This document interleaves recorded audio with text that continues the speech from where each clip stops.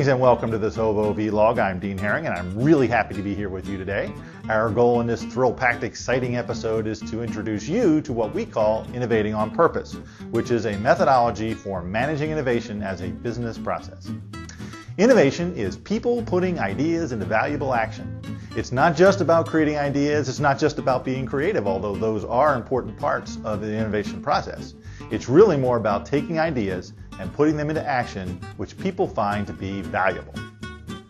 Over 100 years ago, Thomas Edison created what's been called the first managed R&D laboratory at his Menlo Park location in New Jersey.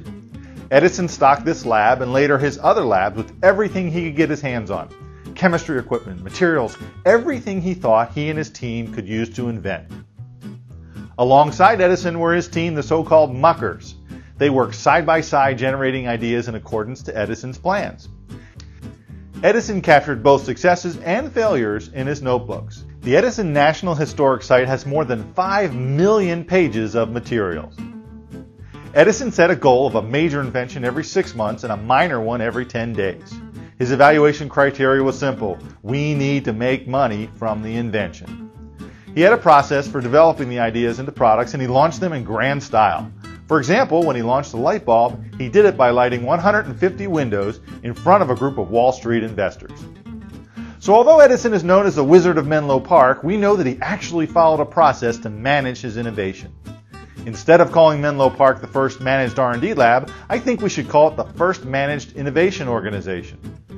It's probably not a coincidence that General Electric, which Edison founded, is still in business today.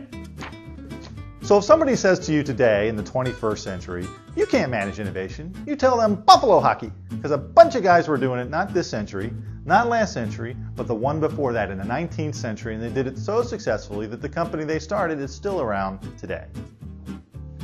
Innovation is the one business process left that we don't manage. Think about it. We manage sales, we manage quality, we manage projects, we manage finance, all these things we manage so that we can minimize our costs. But you know what? You can't grow by cutting costs. You can only grow by creating new things that people want to buy from you because they find them valuable.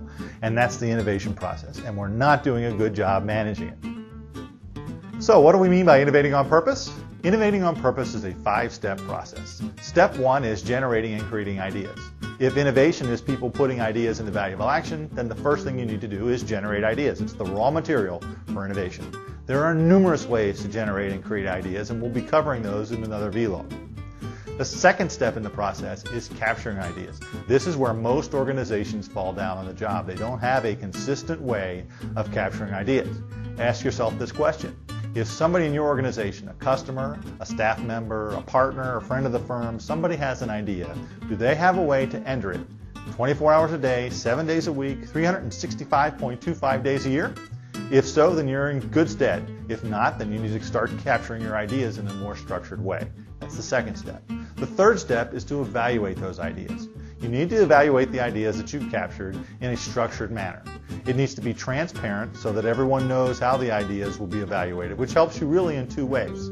The first way is it lets people know where their evaluations are and how they'll be evaluated. So if their ideas are not pursued, at least they know what was wrong with it and they're more likely to contribute next time.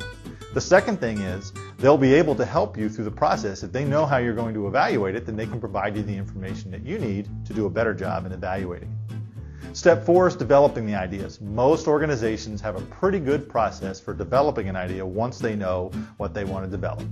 Include in this development process, though, prototyping, and we'll cover that again in another vlog as well.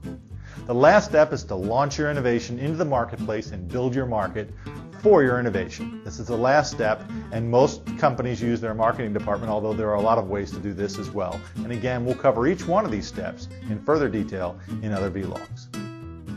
Like every other business process or methodology, innovation doesn't occur in a vacuum. You have to integrate your methodology with your people, processes, culture, and tools as well. We've come to the end of this OO vlog. In other vlogs, we'll explore each one of these steps in further detail.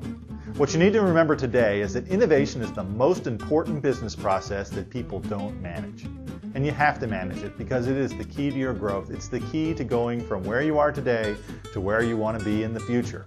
Just ask Thomas Edison. For OVO Innovation, this is Dean Herring signing off for today. Thanks so much for joining us.